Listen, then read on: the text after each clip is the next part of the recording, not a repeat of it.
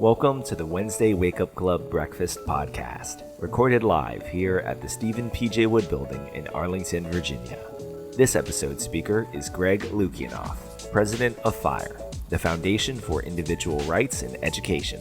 Greg spoke about notable cases of First Amendment violations on campus and how FIRE was able to fight back. So get some pesto on your bagel and take a sip of your espresso, because you're listening to the Wednesday Wake Up Club Breakfast Podcast. Are you looking to launch your career? Do you want to gain real, professional experience while sharpening your media skills? Then apply today to be a Studios intern here at the Leadership Institute.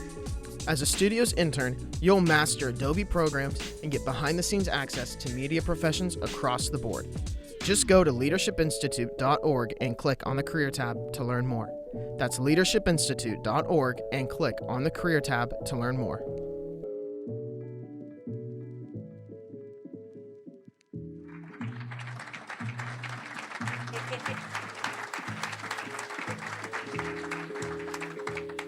I can't believe I got outed so quickly. I was like, this is like the one audience I wouldn't tell that because they're like, oh my God, that means he's a devil. And it's like, actually on this, I'm consistently on your guys' side. What's that? You can definitely smell the sulfur. And it is funny. It's been funny watching how different constituencies react to the title of the book, because liberals get really mad that it's coddling of the American mind. They think the coddling word is offensive. Meanwhile, conservatives get mad that part of the title is how good intentions and bad ideas. I was on the Dennis Prager show, and he got really bent out of shape about this. And I'm like, Dennis, in general, people don't actually say, in the name of evil, follow me. Generally, people think they're doing the right thing, even, unfortunately, when they're doing evil. So, freedom of speech is something that I'm very passionate about, but it can very easily be taken for granted in the United States. And the thing that I always try to really emphasize when I talk to students is that there's nothing normal about it. It's really counterintuitive to actually be told, by the way, don't make your enemies drink hemlock, don't crucify them, don't chop off their heads, don't set them on fire. All of these things are the way we typically and historically deal with people who disagree with us passionately. And it was really quite remarkable to have a system by which we said, you know what, I'm not just going to not kill people I disagree with, I'm going to listen to them. And there's a possibility, and they may be right. So I've always found it kind of remarkable that almost as soon as there was an ability to talk about freedom of speech on a mass scale, the invention of the printing press, you started having people advocating for freedom of speech. So, like, people say, well, it wasn't until the 17th century. It's like, well, when exactly were they going to advocate for it before the printing press? Everything was, command economy, essentially. And so Areopagitica, if you haven't read it, I teach it when I teach law at George Mason some years. And I always open with this book because it's amazing how many of the arguments that we still make to this day actually come, from John Milton way back in 1644.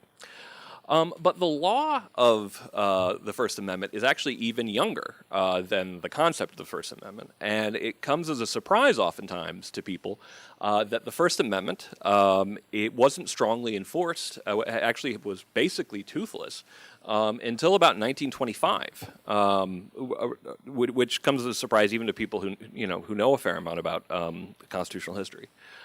This is one of my favorite cases, Barnett. It's actually about whether or not you can make students stand for the Pledge of Allegiance. I didn't intentionally put this in here for that reason. But it's about Jehovah's Witnesses kids saying, "Listen, this is idolatry as far as we're concerned." And in the middle of World War II, the Supreme Court basically said, "Listen, we don't make people do this. This is not who we are. That's what the bad guys do." And there's this wonderful quote that some of you have heard. If there's any fixed star, you can read it. You can read it right there. But the quote that I love the most is just the very simple and clarifying. It's kind of like the Zen koan, kind of slap you in the face with the truth of it. Freedom to differ is not limited to things that do not matter much. Nice and clear, and it's something that on campuses I feel like I have to say over and over again. And I love this quote, and I use it whenever I speak on campus as well. And it's part of a much larger quote for the first case in which the Supreme Court found a right to academic freedom as part of the First Amendment. And teachers and students must always remain free to inquire, to study, and to evaluate, to gain new maturity and understanding. Otherwise, our civilization will stagnate and die. Little over the top. I actually think that we'd probably muddle through somehow without universities, but I do think that we would probably not innovate quite as much. So now that's prehistory, essentially. I'm curious, how many people know about this book? Raise your hand if you've ever heard of it. Okay, so back in 1998, Harvey Silverglate, who was a defense lawyer in Cambridge, Massachusetts, and Alan Kors, who is a professor at University of Pennsylvania. Also, if you've ever listened to the teaching, you ever listened to the Teaching Company, the great courses? Yeah, great. You really should, because he's one of the world's leading experts on Voltaire and the Enlightenment. And they wrote this book back in 1998 called The Shadow University, talking about what I'd call probably like the first great age of political correctness, the late 80s to early 90s on campus, and warning about what was happening and what was to come.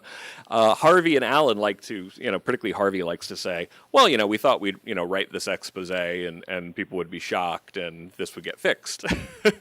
Unfortunately, that's not really what happened. The next year, they ended up founding FIRE because rather than fixing the situation, what it actually led to was thousands of requests from students and faculty all over the country saying, "Oh my God, this is happening to me. Can you help?" I joined FIRE back in 2001.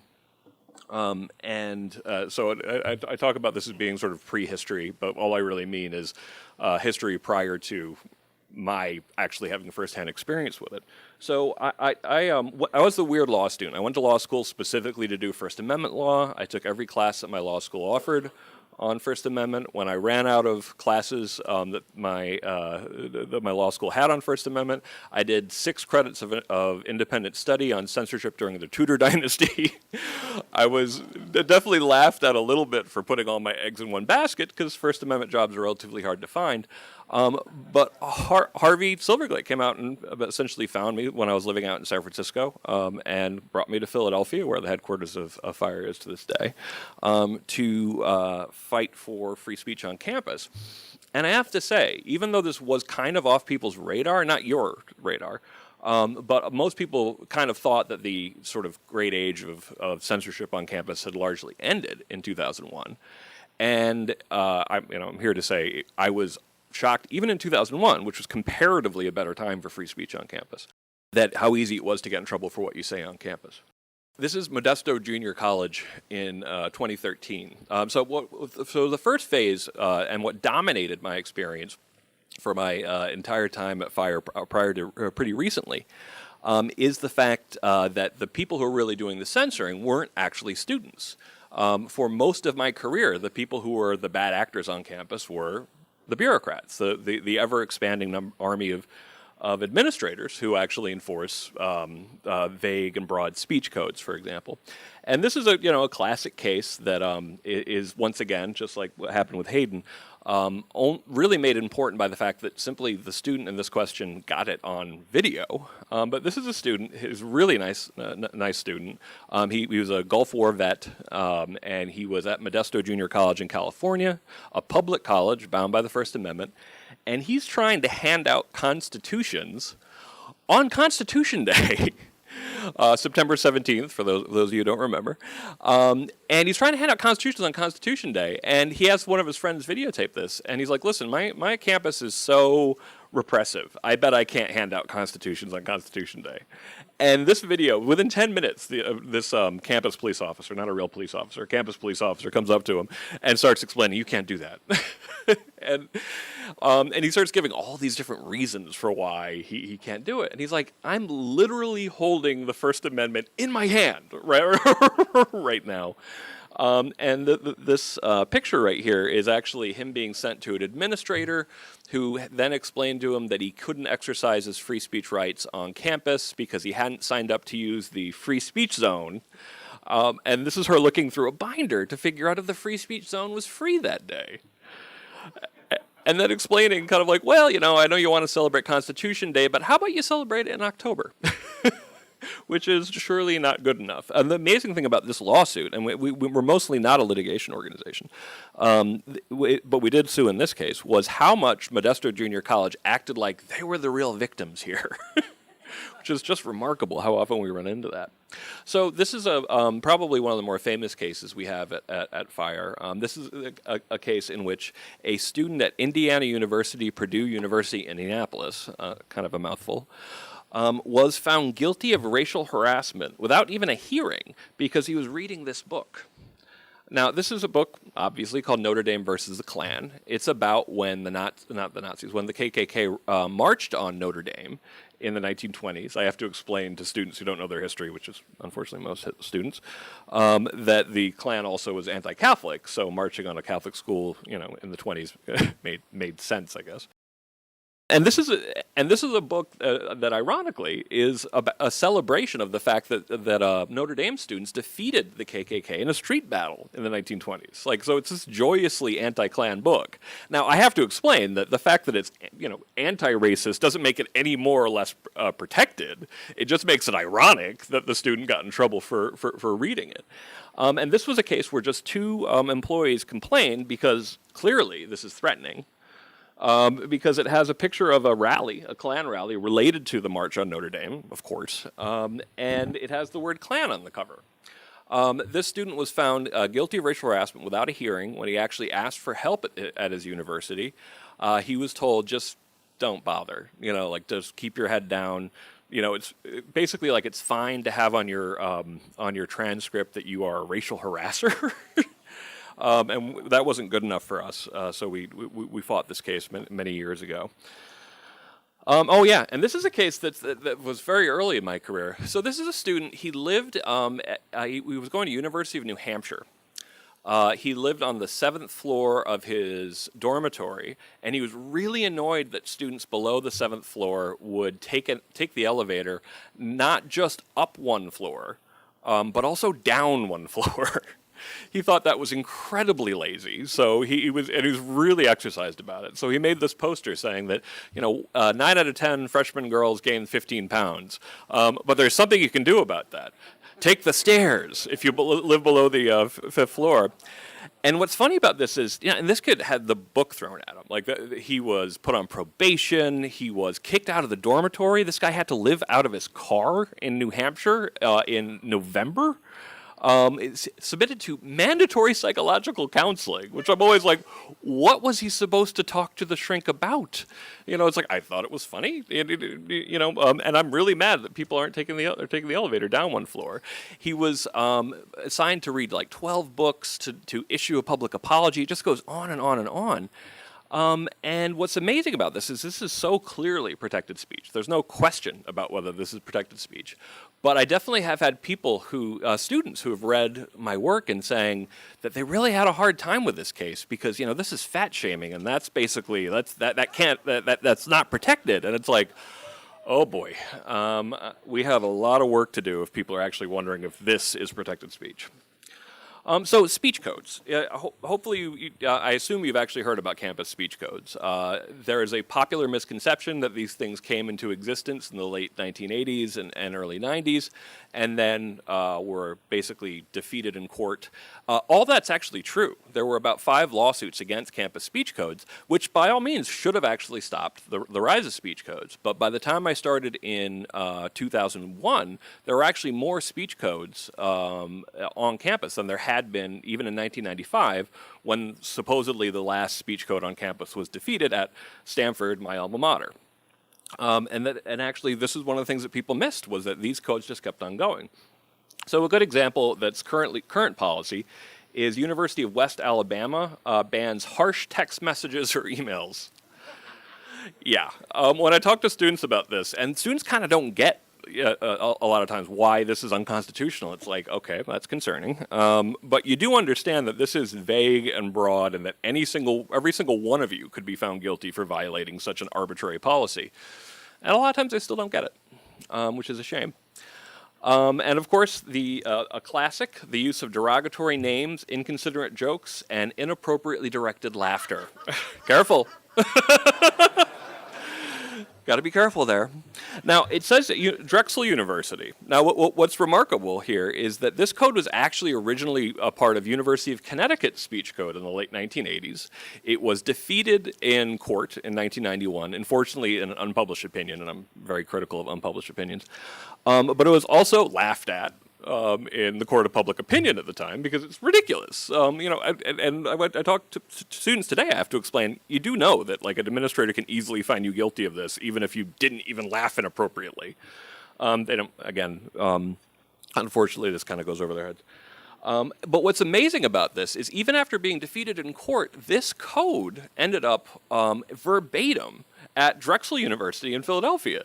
And the only way I can figure this must have happened was by someone, Googling most ridiculously unconstitutional code ever and just dropping it into their policies. So we had to defeat it at Drexel University, even though this had been defeated, 15 years before. Unfortunately, copying codes is really common, and I've seen it all over the country. So I'm going to come back to this, but when we first started publishing our findings on speech codes, we ended up with about 75% of universities having what we would call red light speech codes.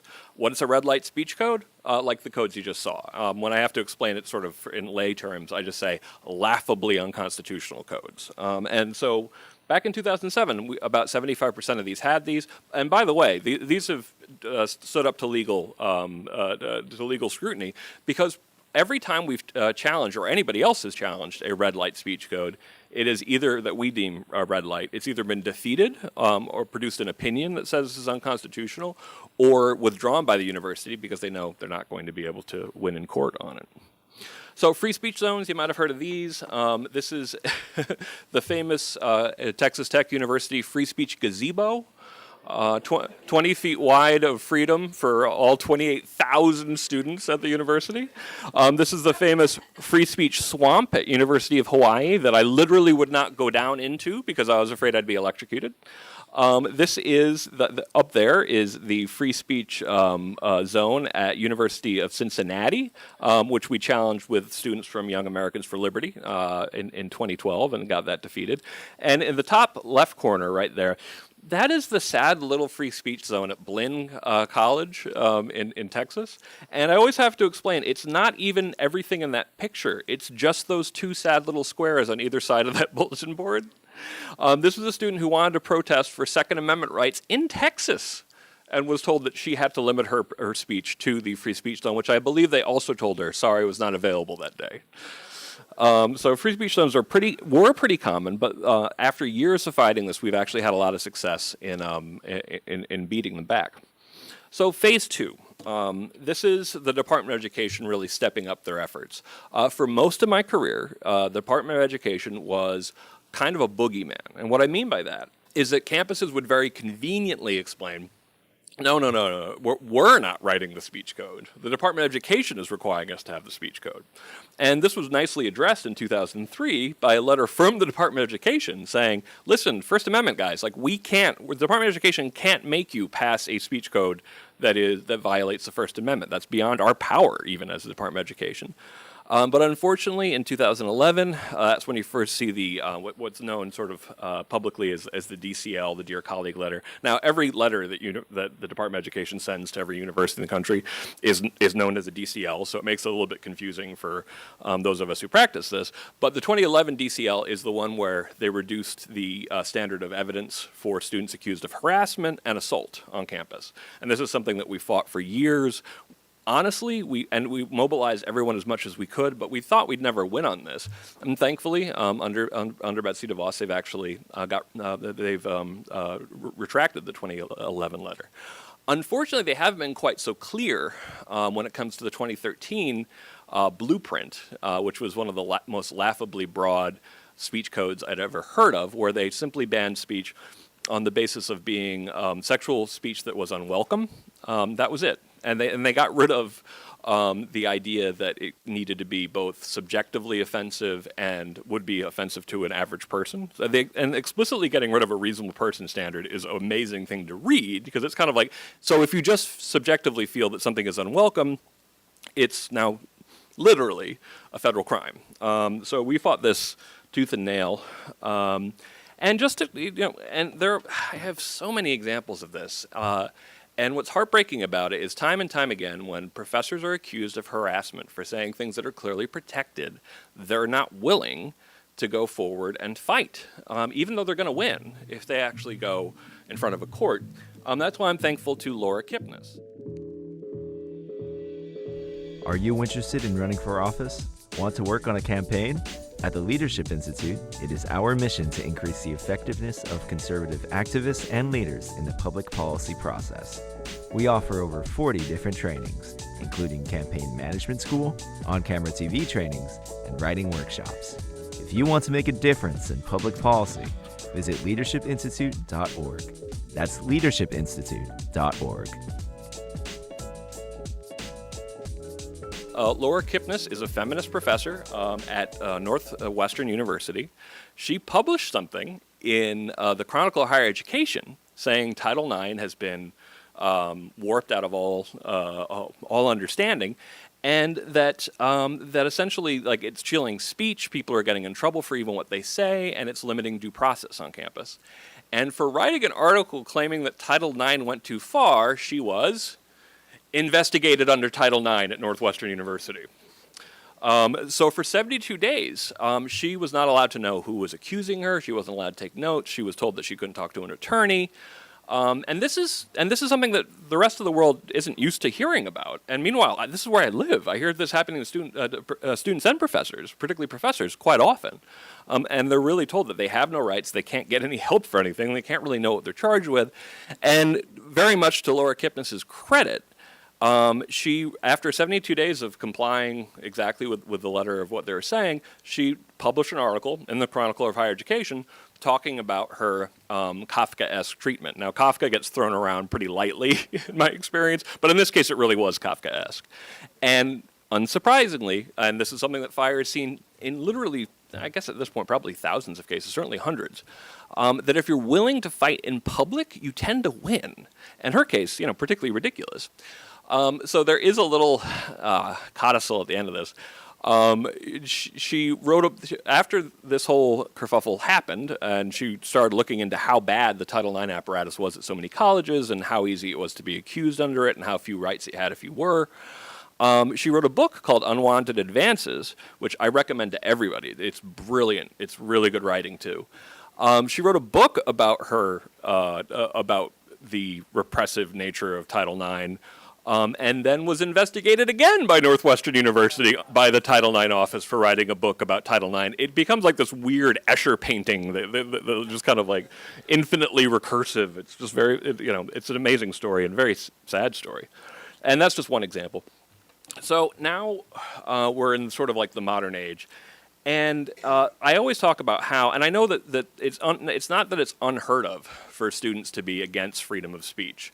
Definitely students played a very important role in the first great age of political correctness in the late 80s and early 90s. There were definitely students who said they were part of the free speech movement who tried to get speakers shut down almost immediately thereafter. But for most of my experience, the students were actually pretty good.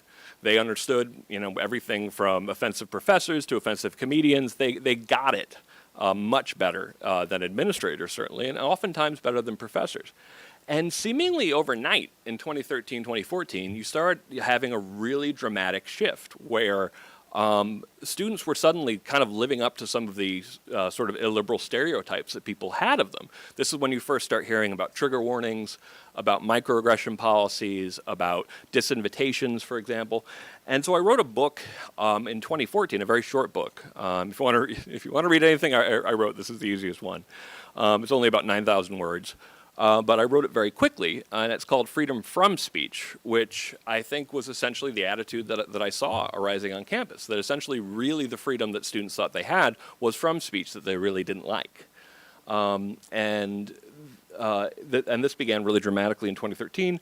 This is a graph that we have of disinvitations, about how students were increasingly demanding that speakers, particularly conservative speakers, be disinvited from campus. Now, interestingly, and somewhat unsurprisingly probably to LI, that the media really started to notice disinvitations, though. Now, Condoleezza Rice, the attempt to disinvite Condoleezza Rice got a lot of attention, and this happened at Rutgers. And the students, by the way, succeeded, because Condoleezza Rice withdrew her name from being a commencement speaker at Rutgers. But the media really started to notice this when it was the chancellor of Berkeley there was an attempt to get him disinvited from Smith College, and when it was the head, Christine Lagarde, the head of the International Monetary Fund. Actually, no, she was Smith, and I think the other one was Haverford. But when it started being actually people that you could identify as political liberals being disinvited because they weren't pure enough, that's when the media really started to notice. Those two stars up there, that's just for Milo Yiannopoulos right there. And the reason why we didn't draw the line is we wanted to be clear that we don't want people to think we wanted to be very clear that even without him, it's still a major spike. Now, the problem with trying to see what the climate on campus is like for free speech, just by looking at disinvitations, though, has a fundamental problem. You have to have been invited in the first place. And there was a study that Henry Enton looked at. This is a guy who writes for Vox, and he said, at the same time this was all happening, at the top 30 schools in the country, not a single one had invited as a commencement speaker anybody who would be conservative or even a Republican. So, this is all the more remarkable given how few, and the blue line there are disinvitations coming from the left, and the red line there are disinvitations coming from the right. So UCLA examples of microaggressions. Microaggressions actually, and I always like to give this caveat, I actually think microaggressions are an incredibly interesting topic for academic study. The ways in which we, for those of you who don't know what they mean, it means ways that we sort of unintentionally slight each other, usually across lines of like race and sex. My mother is British, my father is Russian. My childhood was one long microaggression against each other. So I think this is interesting, but as soon as you start making this into speech codes, the administrators have, unsurprisingly, a tendency to make these things just opinions that or statements they don't like. So listed, and to this day, in the UC system as examples of microaggressions. And remember, if you take the term literally, they're tiny acts of violence against oppressed people. And they included things like, America is the land of opportunity.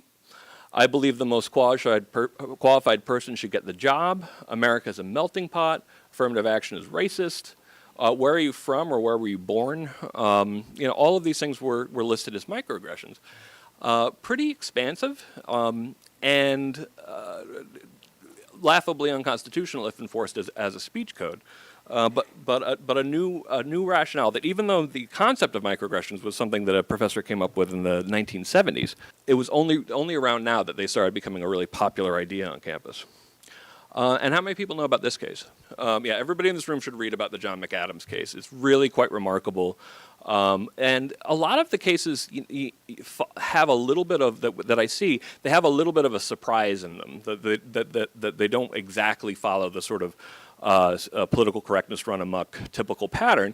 And in this case, it's a professor at Marquette University, which is nominally a Catholic university in Wisconsin. And he ran a blog where one of his major arguments was essentially, Catholic university, and I'm a Catholic, and I'm afraid of saying anything that's actually Catholic at my Catholic university. And so he wrote an article. He had a student bring to him a tape recording of a discussion with a junior assistant professor in training, saying that in their debate class at Marquette University, they couldn't cover gay marriage, and because it would be homophobic and offensive to students. These are quotes from the professor here. And all John Mcadams did was report this. He reported this on his blog. It got a lot of attention, and it led to, and this is something that is not helpful, is that sometimes people on the internet will start sending, nasty emails like at the university, which then they can say, okay, now we're responding to threats, from people. But amazingly, what this led to was John Mcadams, who all he did was publish something that was actually true and verifiable, was the one who ended up getting fired at Marquette University. And this is a tenured professor. That's pretty remarkable, that they fired a tenured professor. Now, this is also at a private college. FIRE's position on private colleges is that they don't have to promise freedom of speech, but if they do, they have to live up to it. And that principle was, we think that's morally true no matter what, even if it's not vindicated in a court of law. But in this case, after this got to an appellate court, they said, listen, you guys promised freedom of speech, and like this is not even close. So I think it was just last fall that the court ordered that John Mcadams had to be unfired and had to be returned to campus, which was a nice thing to see. A lot of these cases, even when they end in a positive finding for a professor or student, a lot of times, unfortunately, they mean that the professor doesn't want to go back to his old institution, unsurprisingly. I'm sure that there was a lot of awkward conversations after John Mcadams got back to Marquette.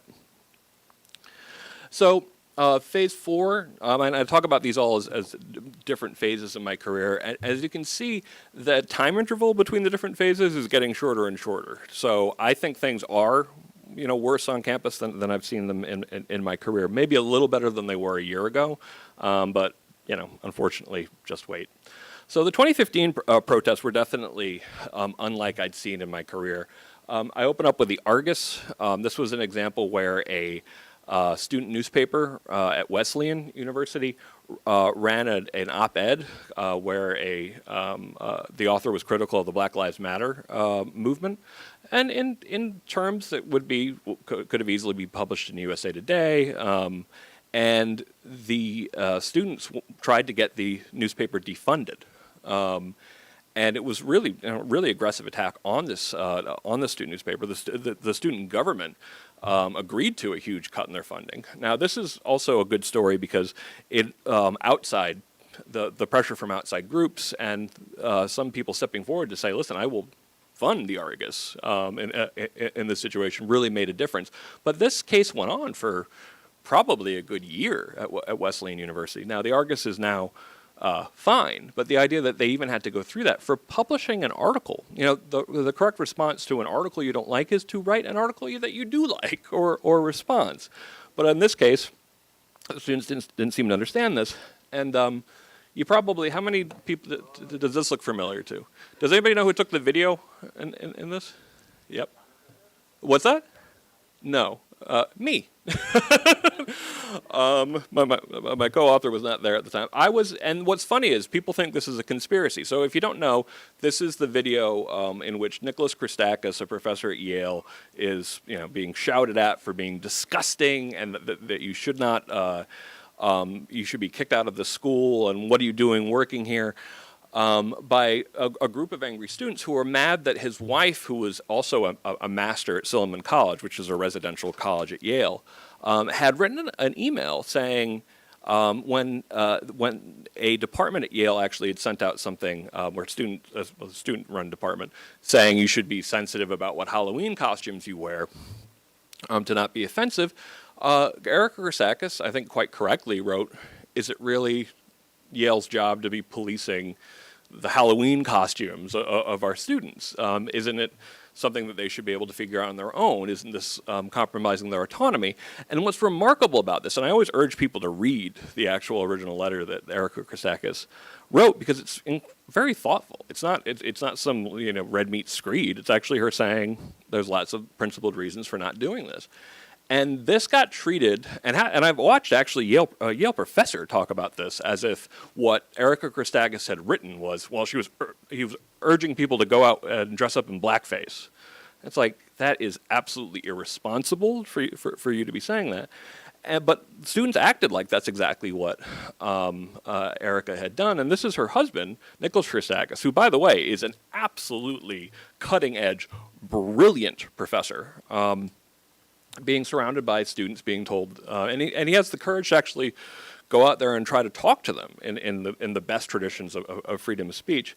And I videotaped this, and I wouldn't normally put something like this up on the internet, but I was at Yale, and I was told by a student that the student newspaper at Yale was planning to use selective cuts from the video, because, by the way, like a dozen people were videotaping this, and I was the only one who put up video of it.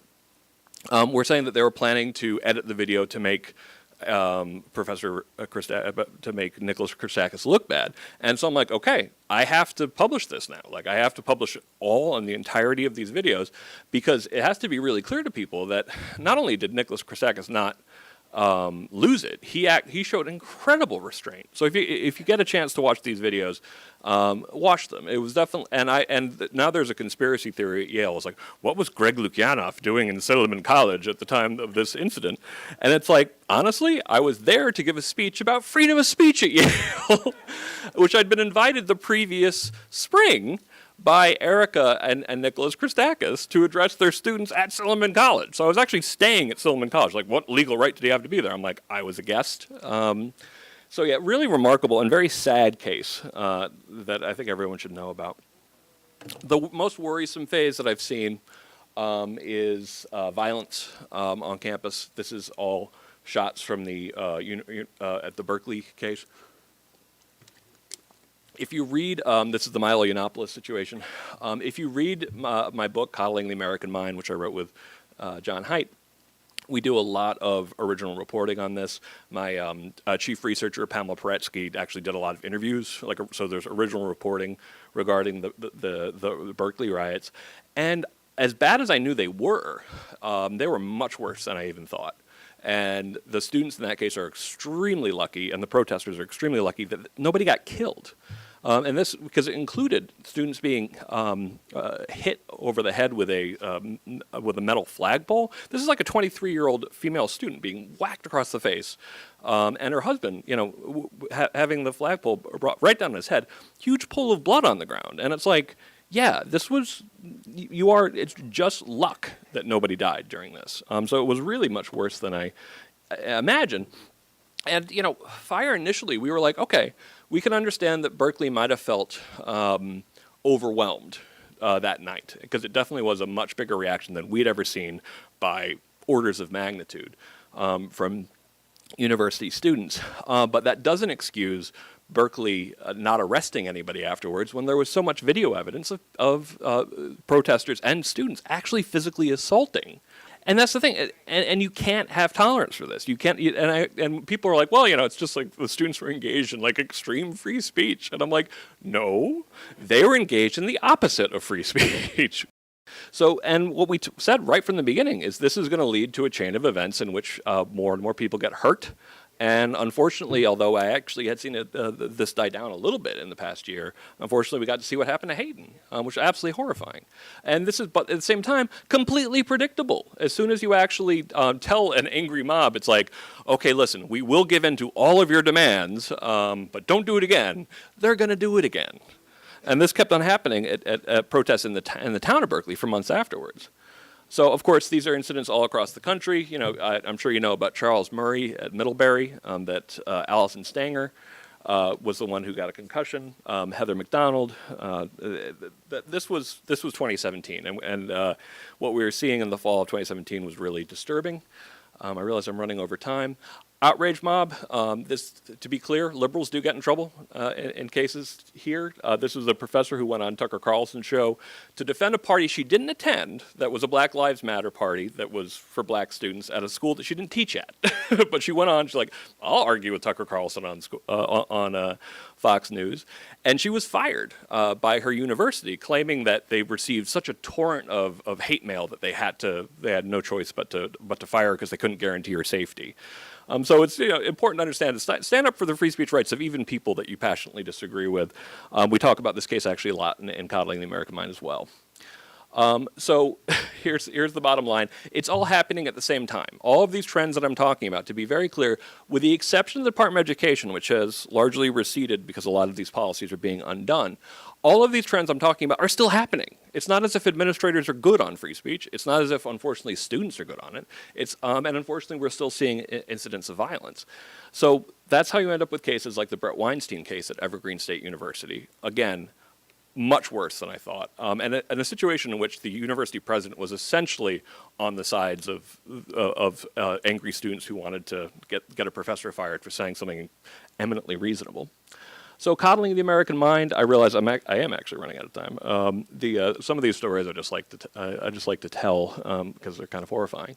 Basically, the argument we made in the original article was that we were teaching a generation of students not just bad habits for freedom of speech, but we were teaching them the mental habits of anxious and depressed people. So back in 2014, when I first proposed this article to Haidt, we were saying, like, this is going to result in an increase in anxiety and depression on campus. This is not just bad for free speech, this is bad for mental health.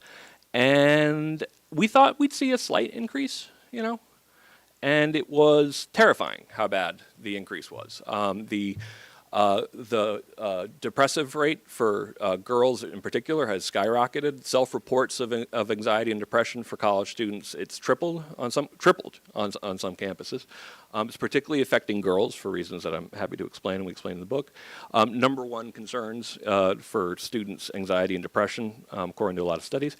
And of course, when people see this, they want to debunk it, even though we cite 7 different studies. But in this case, we're like, okay, I know you can argue that basically we just changed the definition of anxiety and depression and what are self-reports anyway. But unfortunately, the trend is exactly matched in the increase in suicide rates among young women, which was probably the most upsetting thing that we found out when working on this. And when you look at the difference between 2008 and today, the suicide rate for girls has doubled.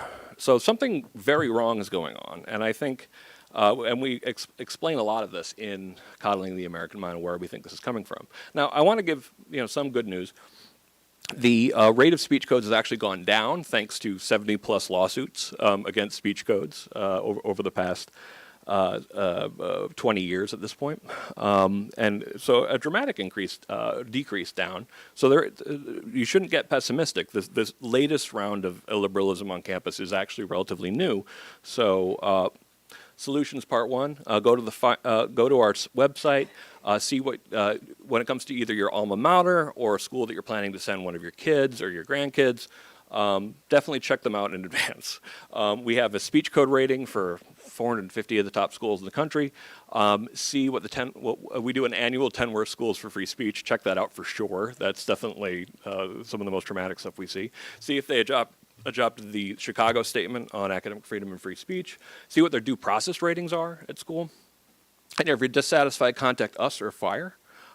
Solutions part 2, don't be pessimistic, form coalitions, demand that high schools teach about freedom of speech, and demand that your college teaches about free speech and orientation.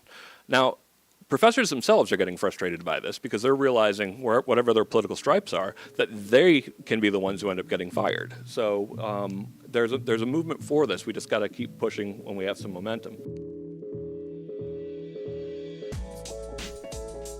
Thanks for listening to the Wednesday Wake Up Club Breakfast Podcast. If you enjoyed this episode, remember to share and subscribe wherever you listen to this podcast. To listen to more breakfast, head over to the Leadership Institute YouTube channel. And to see who our next WWCB speaker is, visit our website at leadershipinstitute.org. The Wednesday Wake Up Club Breakfast Podcast is produced and edited by Alexander Chang, with support from Tiffany Roberts and Jared Cummings. Advertisements by Alexander Chang and Christopher Olson. Executive produced by David Fenner and Morton Blackwell.